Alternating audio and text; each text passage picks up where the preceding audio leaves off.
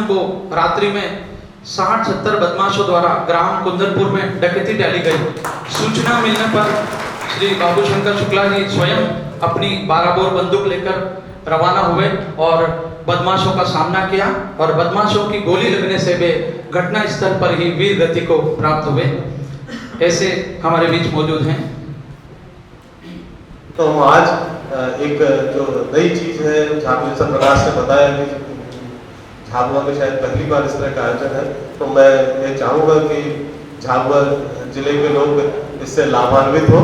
और मैंने जो मुझे कल ही मालूम चला, ये मेरी कमजोरी रही है शायद इस विषय में, कि शुक्ला जी के बारे में जो शहीद हुए हैं पुलिस वाले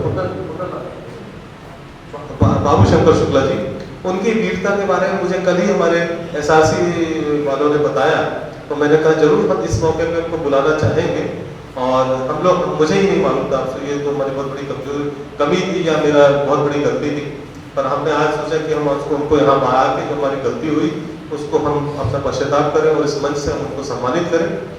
और हम कम से कम ऐसा उनके बारे में जो मुझे बताया गया कि जब GR मीणा साहब यहाँ SP हुआ करते थे, उन्होंने एक कुंदनपुर चौकी में एक डाकुओं के हमले में अपने प्राण न्यौछावर किया था। और ऐसा भी किया था जो मुझे बताया कि वायरलेस सेट में उन्होंने SP साहब को बताया कि मैं अब जा रहा हूँ। मेरे ख्याल से सही है ना? तो ऐसी चीजें शायद ही हम थे। एक मैं इंदौर में छेदीलाल दुबे जी थे, जिन्होंने SP साहब थे उस समय, जो हमारे IB चीफ बने धस्माना साहब, उनको साथ ये घटना के लिए हमारे परमार बाबू जानते होंगे तो छेदीलाल दुबे जी को।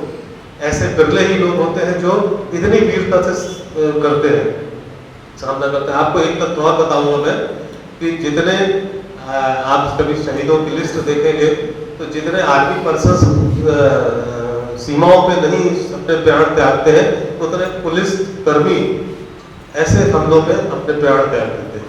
पर दुर्भाग्य है कि हम पुलिस वालों को बहुत अलग नजर से देखते हैं, क्योंकि हमारा दिनचर्या में रोज उनसे सामना पड़ता है। तो हम पुलिस को लगभग समाज में एक मतलब कहने की बात नहीं है कि हम पुलिस को उतनी सम्मानित नजरों से नहीं देखते हैं, जबकि पुलिसकर्मी प्रति वर्ष उनके शहादत होने की संख्या सेना के लोगों से कहीं बहुत अधिक है। तो मैं ये चाहूँगा कि आज हमारे रधौलिया साहब जो उनका राष्ट्रीय ध्वज के प्रति उन्होंने एक अभियान छेड़ रखा है, हमारे झाबुआ जिले को उसको बताएं, और ताकि हम कई अन्य मौकों पर हम अपने जो राष्ट्रीय ध्वज के प्रति सम्मान प्रदर्शित कर सकें। धन्यवाद। जैसा कि अभी प्रकाश भाई ने कहा कि जो PSC UPSC की तैयारी कर रहे हैं, सर ने भी इस बारे में जिक्र किया।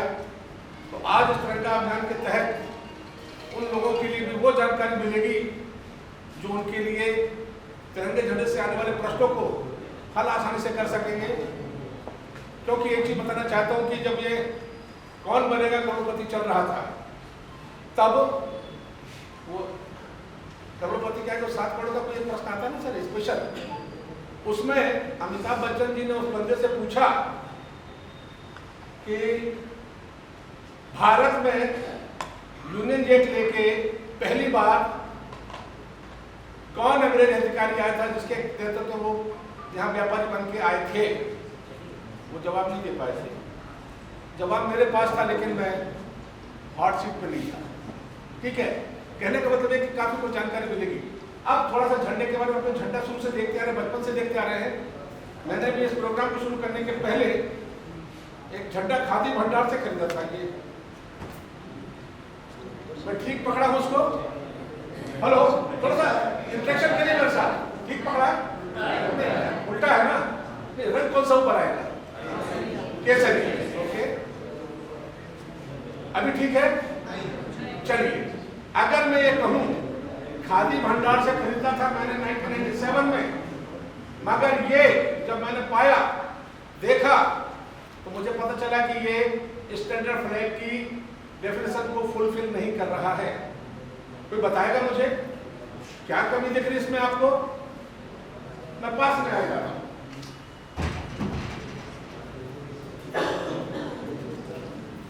देखिए, नजदीक से देखिए, ये मानक ध्वज नहीं है। क्यों?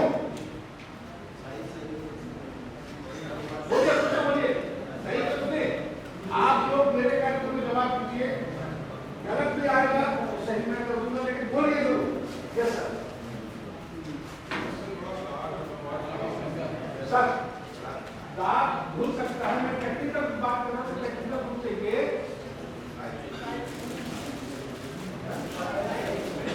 शायद भी सही है, जो समाधान भी है। अब बताइए साहब, ये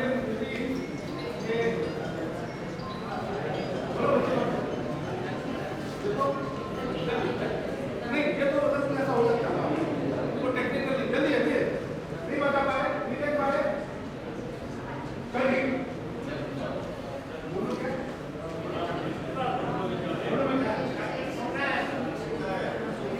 चलिए सर, ये सभी सही है। इसकी जो देखें, यही हमें एक कमी है कि हम अपने राजध्वज के बारे में कितना जानते हैं, ये अभी सिद्ध हो चुका है। इसमें जो चक्र है काले रंग से अंकित है, होना किस रंग का था, राइट। चलिए, ये एक बात हुई। 15 अगस्त आने वाला है, राष्ट्रभक्ति प्रदर्शित करने के लिए लोग अपनी गाड़ियों पर ये झंडा लगाएंगे, बांटेंगे, बिकेंगे। इसमें क्या वही गलती है क्या? इसमें भी चक्र काले रंग से अंकित है, चक्र छोटा है, इधर है चक्र, दोनों तरफ होना चाहिए ना। तो इस तरह से ये अमानक ध्वज है जो इस बात को सिद्ध करते हैं कि हम बचपन से झंडा देखते आ रहे हैं, फहरा रहे हैं, सम्मान दे रहे हैं, लेकिन अमानक ध्वज को दे रहे हैं। तो आज आने वाला जो पद आपके लिए मिलेगा वो यही सिखलाई देगा कि हम अपने देश के राष्ट्रध्वज का सम्मान क्यों करें। कपड़े का टुकड़ा क्या जरूरत है सम्मान करने की? क्यों उसके लिए हमारे जवान, चाहे वो पुलिस के हो चाहे आर्मी के, क्यों जान देने को तत्पर रहते हैं? जानना जरूरी है ना। और ये हम तब जान पाएंगे जब झंडे के बारे में हमें जानकारी होगी। हमारे माता पिता बचपन में मंदिर ले जाते थे, कहते थे जूते चप्पल बाहर उतारो। घर के मंदिर में अगर आरती करने जाना है चप्पल मत बनो, और वो आदत हमें बनी हुई है आज तक, हमारे अनकॉन्शियस माइंड में फिट हो गई है वो। हम किसी भी मंदिर में जाएंगे चप्पल जूता पहले उतारेंगे, क्यों? हमें सिखाया गया। और चूंकि झंडा मानक ध्वज क्या होता है ये जानकारी अगर हमें नहीं है तो हमसे अभी तक गलतियां होती आ रही हैं। जैसा कि आप देख रहे हैं, ये यहाँ पर 417वां प्रोग्राम है, इसमें 4 प्रोग्राम यूएस के भी शामिल हैं, और ऑल ओवर इंडिया में जाता हूँ इस प्रोग्राम के लिए। सिर्फ एक ही काम है, एक राजध्वज के बारे में एक जागरूकता फैलाना। तो आज आप उसको पाइएगा और मेरे साथ कहेंगे कि आप इसके बाद राजध्वज का सम्मान हम खुद करेंगे और अपमान बर्दाश्त नहीं करेंगे। किस बंदे को इतना याद है झंडे के बारे में? मैं शासकीय कर्मचारी हूँ, मुझे नहीं पता।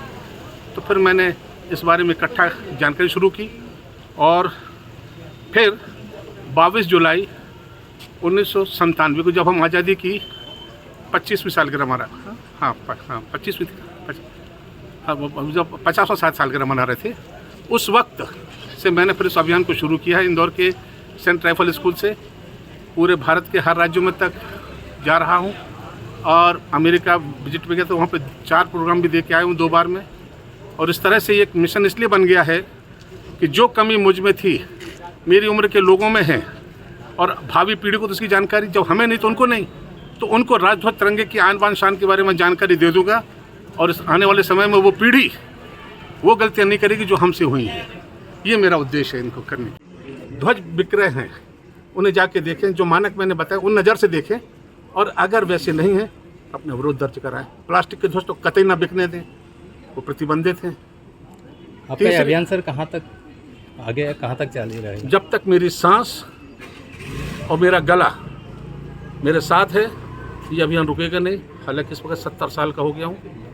418वां था ये आपका। हम राष्ट्र के प्रति अपना सम्मान व्यक्त कर रहे हैं, उल्लास में हैं, तो वाहन पे लगाएं, लेकिन ध्यान ये रखें कि वो गिरे नहीं। अमूमन कागज़ के ध्वज हम अपने कार में मोटरसाइकिल पे लगा के चलते हैं और गिर जाते हैं, जो नहीं गिरना चाहिए।